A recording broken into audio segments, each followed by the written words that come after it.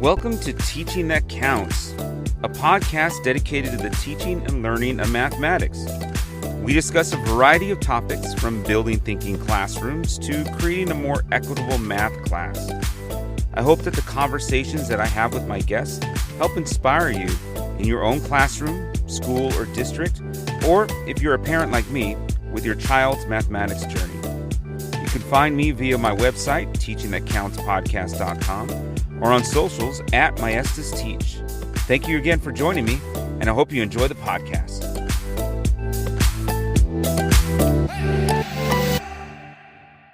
Well, welcome everybody to the latest episode of Teaching That Counts. I cannot wait to have you listen to this episode. I get to talk to one of my former principals, and we work together. Dr. Michael DeSousa is the founder of the RODA Leadership Consulting firm, and we worked together about 10 years ago. He was my principal when I worked at a charter school in the Bay Area called Leadership Public School. What a wonderful experience I had. One of the most pivotal experiences in my career, really getting me into reflection and how to be a more equitable teacher. And so my journey with equity, I mean, it started a long time ago. I would even say probably my own experience in school is where I started in that. But being in the Bay Area, being in the charter school, really just taught me a lot about how I can look and reflect within myself, look at best practices, do some research, and really look at how to build structures in my own classroom, in my own math classroom, to have an equitable approach. So we talk a lot about equity because that's what Mike does. Mike does a lot of work on equity, a lot of work on building culture with the schools, with the structures, and with the communities. And I'm just totally fascinated by a lot of the work and the consulting that he's been doing the last few years.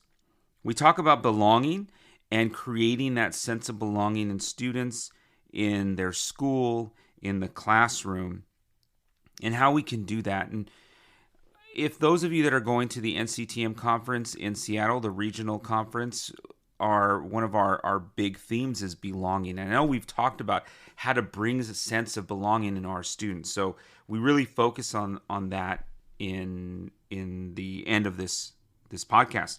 Lastly, we talk about bringing indigenous cultures and cultures that are non-Eurocentric into the teaching of mathematics. Historically, teaching mathematics has been a transactional approach. And on top of that, it's really Eurocentric. And so how do we bring other cultures into that? Here in California, we have an ethnic studies requirement in high school now, which has been a long time coming. But it's important for students to see themselves and see their histories in the subjects that they do. And that, yes, can happen in ELA. It can happen in social studies, in science, and in a standalone ethnic studies class. But something that we don't consider a lot is how does that manifest itself in our math classes? So we talk a little bit about how we would like to see that happen in mathematics and how we can bring some of those indigenous cultures into our math classes. So I hope you enjoy this. I enjoyed just spending some time and catching up with Mike. It's been a long time since we talked. So here we go, the next episode of Teaching That Counts. Well, welcome to, this is my podcast, Teaching That Counts. And I'm so excited to talk to you again. And, or I say again, because we work together and it's been a long time. Yeah. How long has it been? Did you do the math already? Yeah, it's been 10 years. Okay. Because I've been here in the Central Valley for 10 years. Nice. And I know that the last year I was at LPS, Leadership Public School. You were my principal there. Yeah. It was good times. Miss it all the time. Yeah, and it's pretty awesome keeping it up with you and what you've been doing and your kiddos. Gosh, I remember. I mean, how old is your oldest now? She's going to freshman year next year, so she's 13. Whoa. Yeah, I remember they were just she was so small and so little. And Yeah. my son is a freshman this year. So I don't know if you remember he was a our last year there he was a little guy too. Yeah. Um and it's been pretty cool to see your family. And I know once we get talking about some of this stuff, it's the family relationship is really big in what you do. Yeah. And it's really important to me as well. And so it's just been really nice to see the connection that you have with your family, the kiddos growing up Yeah. and just everything you've done in the last 10 years. It's been pretty cool. Yeah. No, I feel blessed to have so many amazing opportunities to do work that I love, in a way that lets me take care of my family. Right. Uh, Yeah. So let's talk about what you've been doing over the last 10 years. So, what I've done. The time that I spent at Leadership Public School was amazing. I loved the time I feel like I hear these things about charter schools and they get a bad rap. And it's hard for me to have the view of the bad charter school because the experience that I had at LPS and the ones that I know that the connections that we've had with Aspire, some of the other ones that were in our area, yeah. were just amazing, transformative places for kids, right? Yeah. And so for me, I always have had such a great experience Yeah. with those years that I was there. And that last year, I'm just gonna, you know, talk about you for a little bit.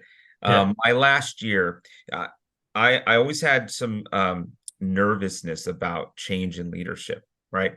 And so when you came on board, I was a little nervous because it was a new person. But man, your ability to be a leader for us that year it was amazing and phenomenal. The way you put caring and empathy and equity in the forefront and then gave the teachers the space to really be creative in what they were doing was really that year mate was a big difference maker for my career because I was able to I think you remember this I started the flip classroom that year and the kids were willing to go with that. And since then I've been doing a lot of like my own research on what has been working. I do a lot of reading of text, and I've worked with a lot of teachers over the last 5 years on really establishing such a great culture in their classroom with engagement. And I think that year that I spent with you allowed me to really break open into my own teaching and career and reflecting. So that was just a great experience. So I just wanted to thank you for that year. That was 10 years ago. We've done a lot Yeah. since then. And Yeah. so like catch me up. I see the little back rhoda there, and so you can talk Yeah. about that and what you do for communities and schools right now. Yeah, I don't usually like to use backgrounds because it makes you like kind of like the haze, but I'm in my Yeah. daughter's room, so it's slightly distracting. My mother-in-law is staying in our house, so my normal office is not available. But I'm happy to be here and looking at the oak trees in the back of my house in Oakland. The community we built at Leadership Public Schools, the community of teachers and students, and was very, very special and unique. And it continues to be an anchor for what I think is possible in schools around school culture, around how school culture is the foundation for all instructional quality. And so I think a lot of what I learned there and tried to practice was this equal balance between the social cultural of school, like the culture, like what does school Yeah. feel like, and the actual technical practices of instruction. And I think we were able to do things with like real clear intention and just like grabbing both those poles and like understanding that that's what like makes schools great is if they're working in parallel. And I think even if you think about our staff back then, if you look at either the leadership or even the teaching staff, we had people who are like really relational, right? It's like Omar Yeah. Wandera.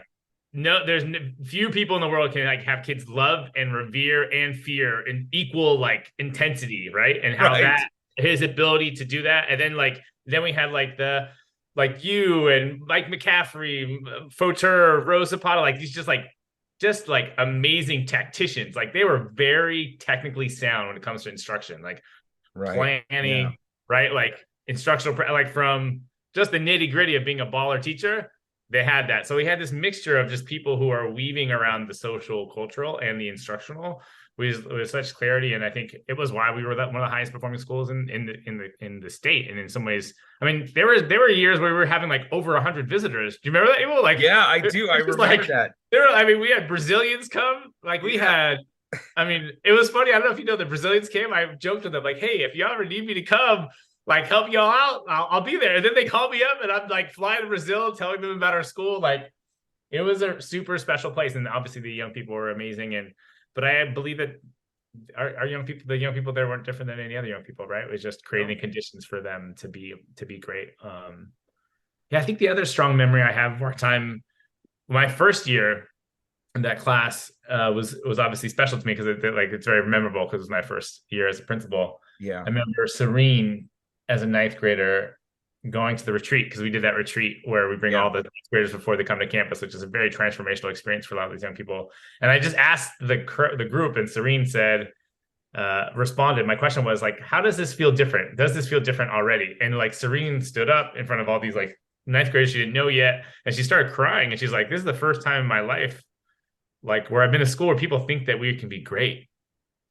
Like just like in the first, like it was the first day, it was like only a few hours with us together. It was like the transformational impact of creating a school culture that is so like salient, so like you can feel it, that kids immediately feel like a gestalt in like the way that they can just show up to school and be seen as intelligent, powerful, capable, like respectful, like all the things that we did. So so much positive learning. And I also look back on the time like, oh man, now what I know even more now. And like, and there's things I wish I would have done different. And so some context, what I've done. So when Trump was elected, I made that my decision to like, I want to like now have a more systemic impact beyond my school and really make sure that the way that schools systems as a whole were thinking about schooling equity.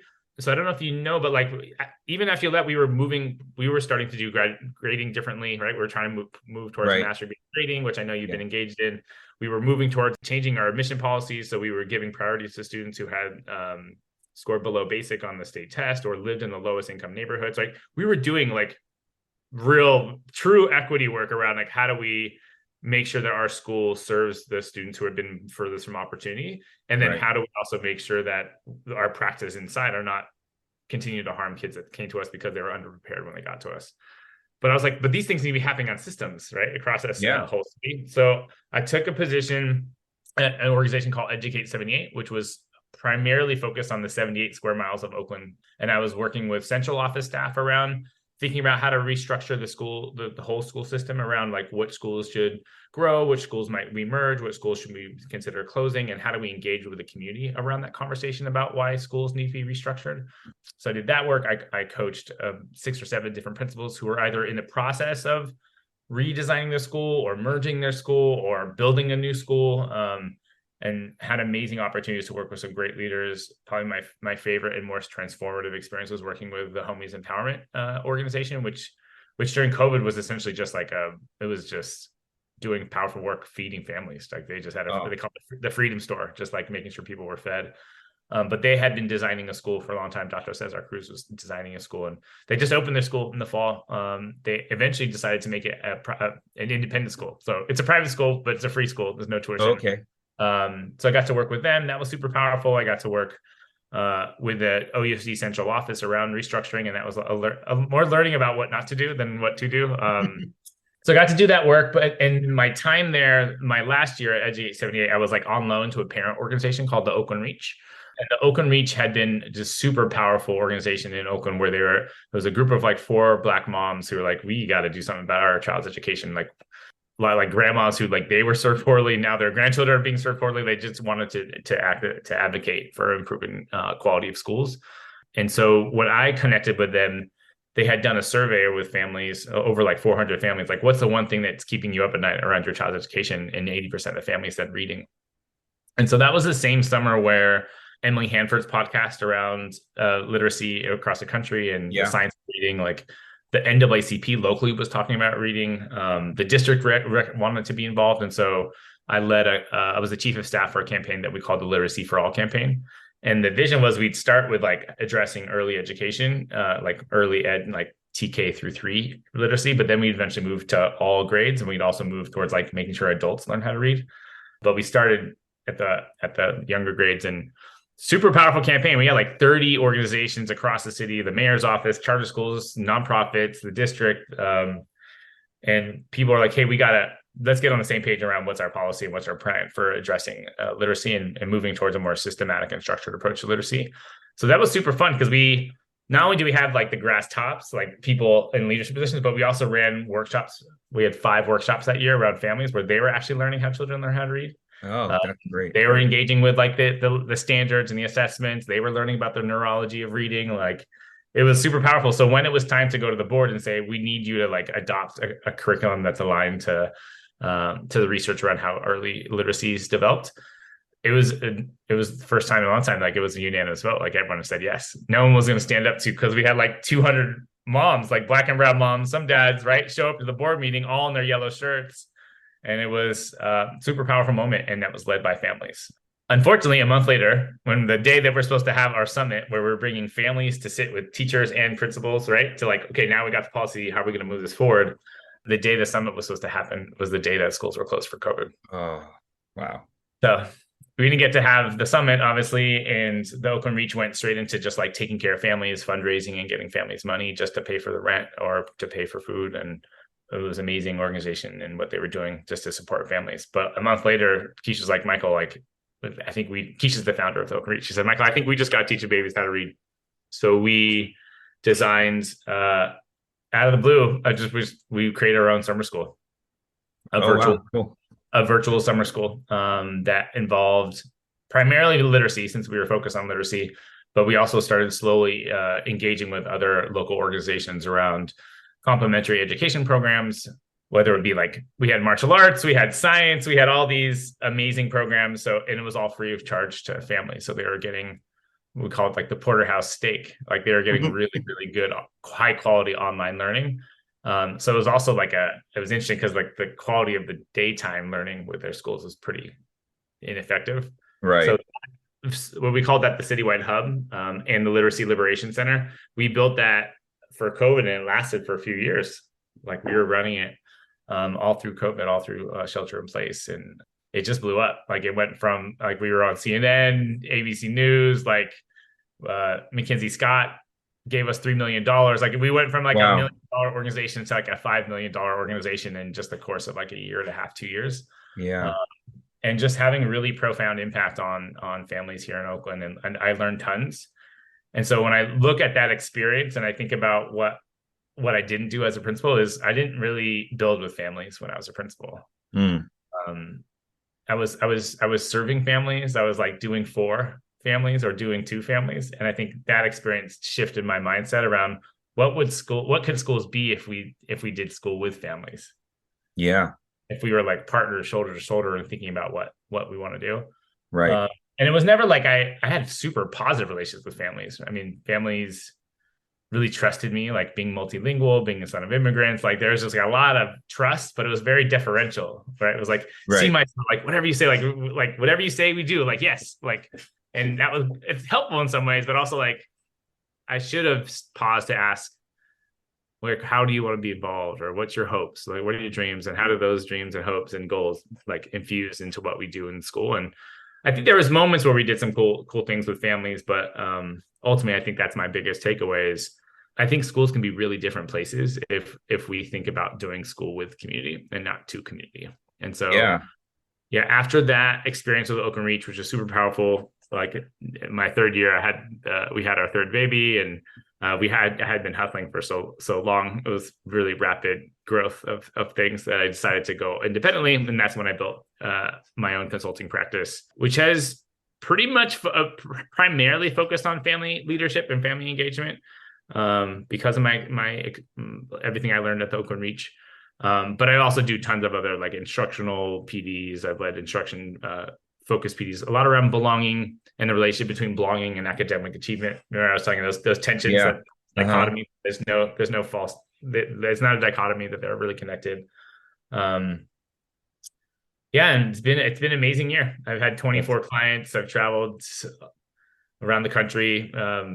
leading presentations and led fellowships for 50 families in South City. I just had a great year of doing work that I really love, and still think that there's huge opportunities for us to think about families and family engagement. So that's what I'm spending most of my time doing. Yeah, that is so awesome, man. You mentioned so many things that I want to come back to.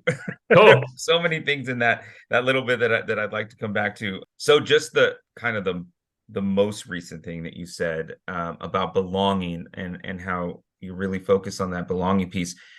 I had the opportunity this year, wonderful opportunity, to be on the planning committee for the Regional National Council of Teachers of Mathematics conference coming up in Seattle in February. Nice. So I've been helping with the planning, and when we were first meeting and thinking about our theme, right, our strands, we really wanted to have it all surrounded with a sense of belonging. When we were talking about this, we're thinking, how do teachers have a sense of belonging when they teach mathematics? So most of the people that listen to this podcast, they're either math teachers, they're math coaches. I do have a lot of administrators and some board members that listen to this podcast, and all over the place. I've got kind of a following in Canada, so that's kind of neat. But all of the, we really talk about math a lot, and so one thing we're talking about with belonging is we're for the NCTM conference is how do we have a sense of belonging as math teachers? Because not all the teachers are math experts, right? We've got teachers K6 that come and have their own experience with mathematics. But how do we also how do we give kids a sense of belonging? Because we know that when students feel they belong, their confidence increases, their feeling that they can be mathematicians increases. And that's what we want for our kids. But I think that was something that you said that was interesting is we hadn't thought about the sense of belonging for the community and the sense of belonging for parents. We've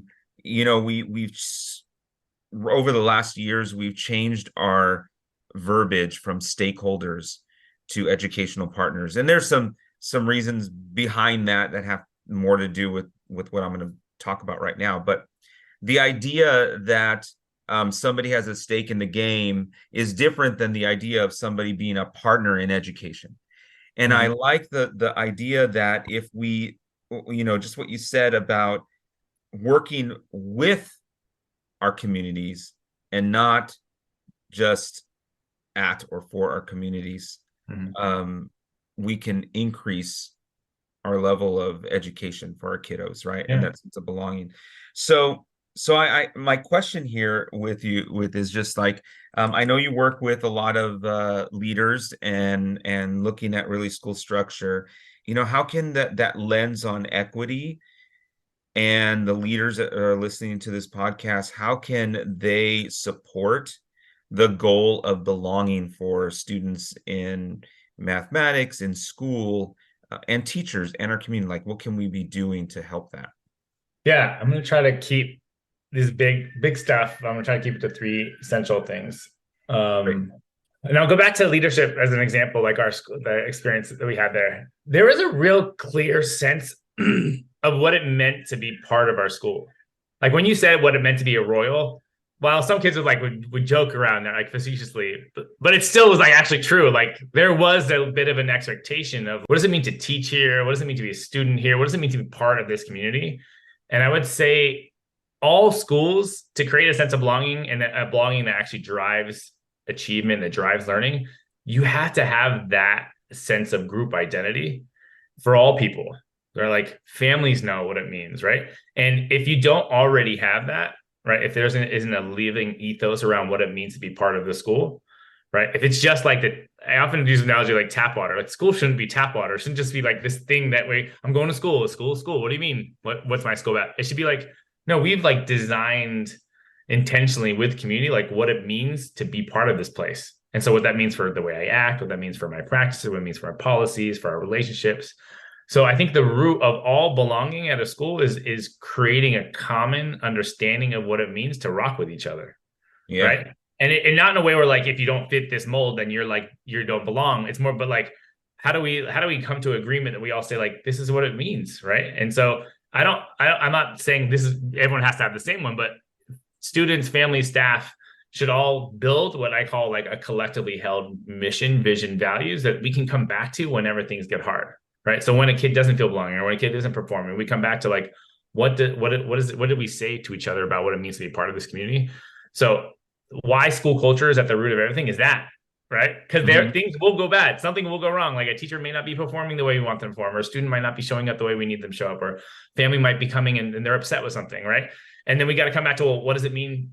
Let's start from our common understanding of what it means to be part of the school, and then we can move forward together. But if it's just the tap water, right? If there's no actual like personal relationship to like what does it mean to be here, or what are our agreements, then you move into the transactional way of being with each other. So a lot of my conversations with leaders is how do we move from a purely transactional or technocratic way of being with each other into a more transformational way of being, which means that we recognize that every experience, every opportunity is an opportunity to change, to grow, for me to be better in my interaction with you, for you to be better because of the interaction we have. But every moment is an opportunity of connectedness, of relationships, of like believing that we could create a different world together, right? Like that belief that we can create a better world together is what allows us to create belonging when things are hard, right? But if you're just in the transactional, well, the rule book says you didn't come to school 4 times, so you like, here's your consequence, or the teacher contract says X, Y, and Z. So I'm going to like the transactional part of schooling and that way of, and really our society, right? That like,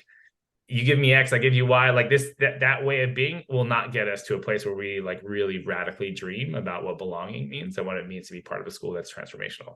So that's my first thing. School culture. Like if you don't got a tight school culture, if you don't have if you're not building it, if you're not reflecting on it, right? Remember how we used to do the day of reflection every year? Yeah. That's a really powerful, like very, in the moment, it's like, feels like kind of like tactical, but it's like, no, it's actually very transformational, because we were like, at the end, we're like, what do we do? How do we do? Like, what do we want to do better? Like, let's set the goals for next year, right? Like we were in this constant dialogue around like, we want to be better than we are today, that we can be better than we are today. Like that kind of practice of rooting in a belief that we are doing something important and we can do it together, and there's common principles around it. So that's one. Any questions about the first one? Well, I just want to say in a micro level, like if a teacher is teaching in their classroom, right? I'm specifically talking to a lot of the people that out there that have listened on math in the math classroom, in a micro level, we make that sense of community in there. I think historically, you mentioned this with the parents saying, well, this didn't serve me right. Like this didn't serve me right. And my kids are getting the same thing. And we've seen scores and scores. We've seen that the way that we've taught mathematics historically has not worked for like 80% of kids. Yeah. Right. And so it is not working for 80%. And the way that we've historically taught was very transactional. I'm a teacher, you listen to me, now you do it. And now this is the way it works. Absolutely. And it's not it's transformational. Is that the transformational change, transactional, stay the same. Right. And so I just think that relationship, when we're talking about having students talk to one another, we're more of a facilitator and facilitating that learning. That is not a transactional relationship. That is a we're in it together relationship. Yeah, absolutely. And something that you said made me think of one that if you're a teacher in a classroom and you're like, I can't run a whole school-wide movement for school culture. You can do a classroom based, like there are oases of like, you create like, what does it mean to be part of this classroom, right?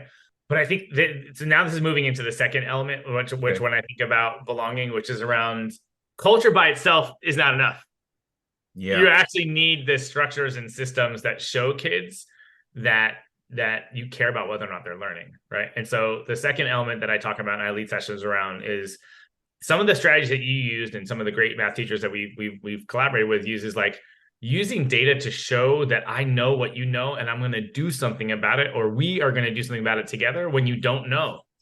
Like what's more brain breaking or heartbreaking to a kid to come to a classroom and feel like you're inadequate or you might not be able to do well, and then to leave being confirmed that you don't know right? And you do that over and over and over 180 days for 12 years of your life. You go, right? Imagine going in somewhere, being reminded that you're inadequate, and then leaving on a daily basis feeling inadequate. Like, no wonder kids are tired of school, right? No wonder kids don't want to be there, right? So if our systems don't have some way to one-on-one conferencing, small group instruction, right? Personalized learning, adaptive technology, right? Collaborative learning, dialogue, like things that make kids, one, feel adequate, that they are learning, and then have proof, the data shows them that they're growing, right? A transactional lecture-based classroom where you sit, I talk to you, we'll wait 2 weeks, 3 weeks to take the test, and you find out whether or not you learned or not, right? Even though the whole time in your head, you're like, this is not feeling right. I don't understand, right? Right. Like, we have to have these microcycles of attempt, risk, talk, try, growth, right? The same way that like athletes, right? You wouldn't wait.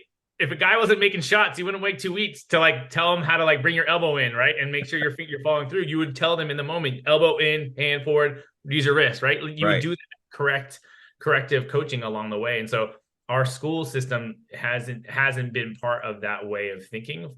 It's been the lecture-based, top-down, sit and get, and then if you get it, great, right? I mean, so there's a lot of schools that just blame the kids. Like, if they didn't get it, it's on them, right? Right, yeah. And so they're not using systems to think about small iterations of learning, formative assessment, small group, one-on-one, like all the different modalities where you can actually humanize and use data, not as a tool for deficits, right? But data as a tool to like celebrate growth and learning. And so I think that's the other thing is culture, saying this is what we believe in and this is what we rock, and then you don't have the systems to do it. Like, because that happens in schools. Like, we're about equity and we're about all these things, and like we want to have a strong school culture. Then you go in a classroom and there it is. Like, kids aren't talking, they're not getting feedback, they're not supporting each other. There's no discourse, right? Yeah. There's just grading, right? The grading it's is inequitable. Yeah, it's just So that was the second thing, and now I have to remember what my third thing. Oh, third thing. Should I go to the third thing now? Let's go. Yep. Yeah. The third thing is so I got my dissertation since we last talked too. I finished my doctorate, and I have been exploring this idea of radical futuring and rooting a vision for the future that's based upon indigenous cultures, both Native American cultures, but also African. Like, all continents have indigenous culture, and I think when we think about mathematics in most American schools, it's heavily rooted in European history, right?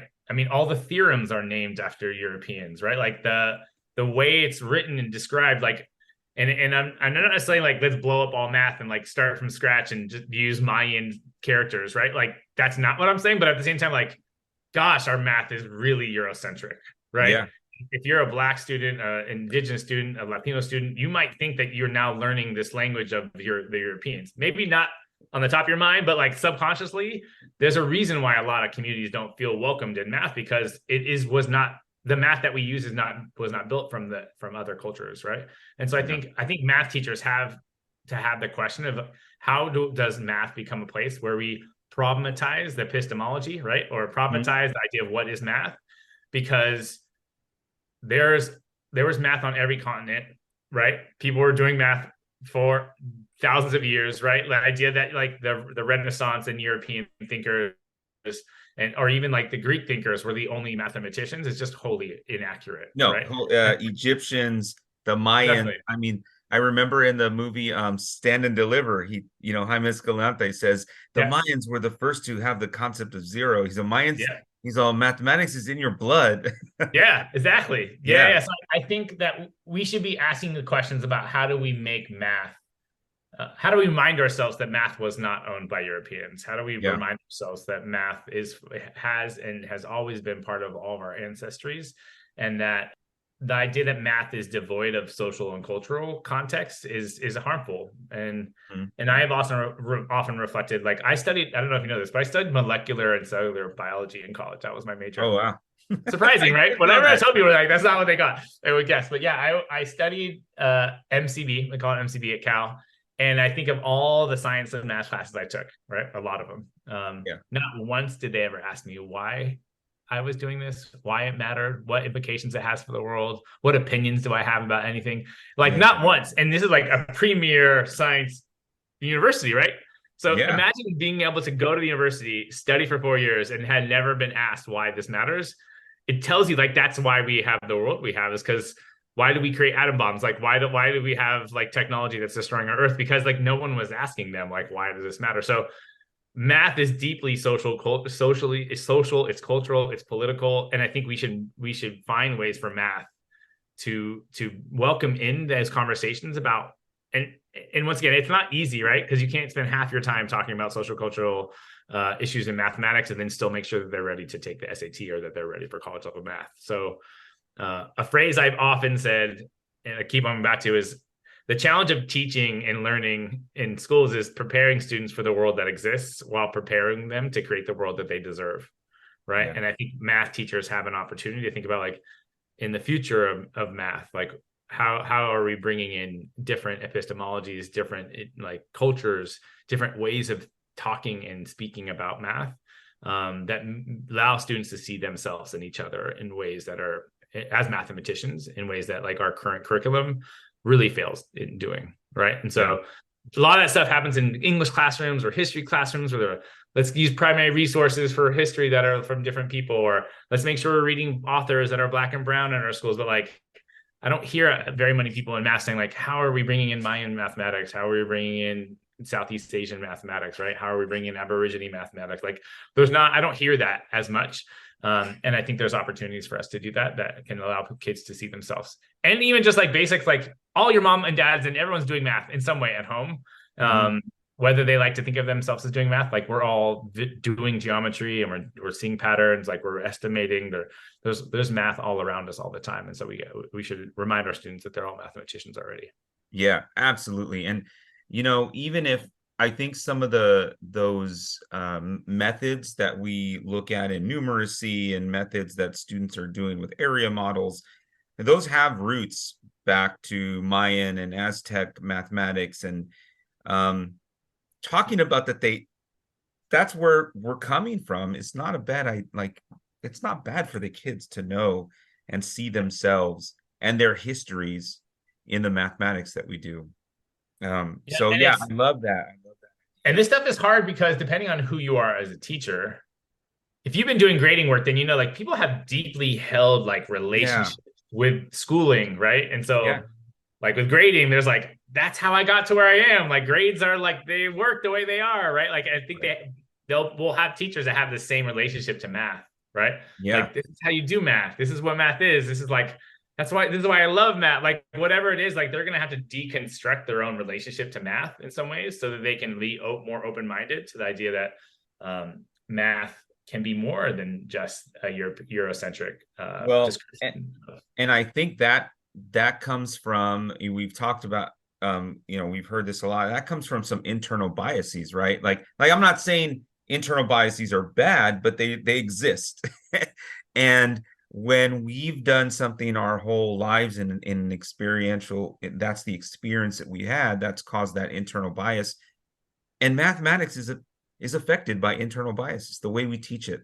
And to be able to understand that those mathematical biases, those personal biases exist, and how do we look outside a lens of what we've done our whole lives, then that's just an area for growth, I think, for a lot of people. Yeah.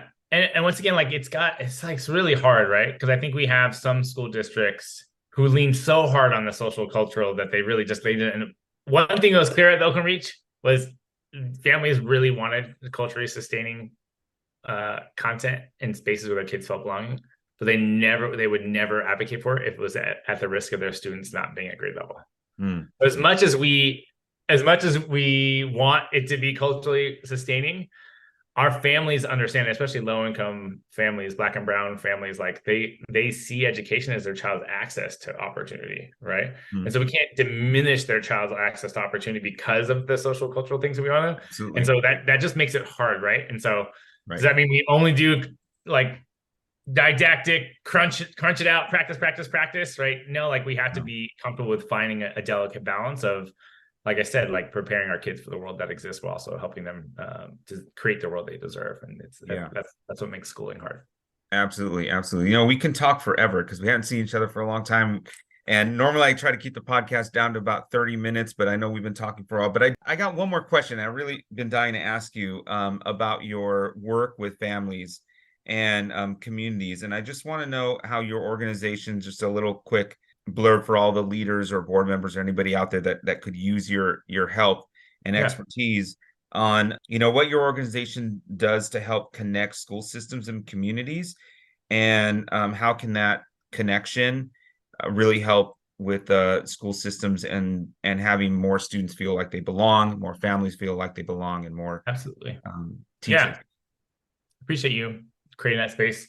So I'll just do a quick introduction. I am the founder of RODA Leadership Development, and RODA means wheel in Portuguese. And the reason why I named my organization RODA is that in the 19th century, there was so much poverty in my parents' island in the Azores that a lot of families were giving their infants to the church because they just didn't see a way for them to care for them. And so those wheels were called rodas, where you'd put your infant in this wooden wheel and you would spin the wheel and it'd ring the bell so the convent could hear that someone put a child in the church. And so, in doing research around my ancestry, I found out that at least 3 out of my 8 great-grandparents were cared for by the church, which in many ways, mathematically speaking, is highly unlikely because so many of those infants didn't make it. So I exist because those rodas existed in my parents' islands. And so it also connects to my idea of the circle as a symbol for leadership and reflection, and finding ways to call ourselves to our center. So I do a bunch of work with communities around how to reposition the power dynamic between school and families. And a lot of it comes from, I would say, the biggest thing is rethinking about how we listen to families and creating space to listen to families. And then the other side is like, how do we create spaces for families to know that they are deserving to be listened to? Right. And so I've led fellowships for now, like I said, about 50 families. We're trying to launch more fellowships for families to just really understand the history of education, rooted in their own assets and values and identities. Let families understand that like who they are is actually a huge asset to their children, which a lot of Black and brown low income, like my parents never showed up to my educational spaces because they just felt inadequate. And like they only went to 3rd grade. They didn't feel like they should show up. And a lot of families feel that way. They're like, let me just drop my kid off because I don't know if I really belong in that space. But if we let families start from who you are, why you are enough, and why your example to your children is so important, then we can walk them through other learning experiences, like the history of schooling, the history of like how bad, like unfortunately, families deserve to know the truth. You said, only 80% of the kids are not learning math. Like families need to know that, and we need to be honest with them. And so that we can start having a common conversation and building solutions with families. So I think that one of the things that districts have me coming in is, one, to lead professional development with principals or like community school coordinators in California around how do we like engage families in a really different way, where we kind of deconstruct these paternalistic ways of acting with families. And so that's a lot of my work, is just supporting systems think through family engagement. And then I do a lot of work around school culture and how to create cultures that really drive learning and achievement. And then the other thing I do is facilitate the kind of strategic planning sessions, or what we call like inclusive design processes, where you're bringing families, students, and staff and community members to think, what do we want our school system to be, or what do we want our school to be? And how do we design a vision that we can collectively hold together? So that last thing is really what I think is the meat of it all. That if school systems don't have that, don't know how to do that, if they're just selling tap water, that's right. Not going to work. Yeah. All right. Well, thanks, Mike. I appreciate you coming on a podcast and sharing all this stuff. And actually, I just love reconnecting with you. It's been so long, and I think what you're doing is wonderful for the communities that you are working with. So I hope that could be spread through more communities in California and across the U.S. Awesome, man. Take care. Enjoy yourself. Take care of your family. Glad to see you doing well. Okay. Thank you. We'll see you. Yeah.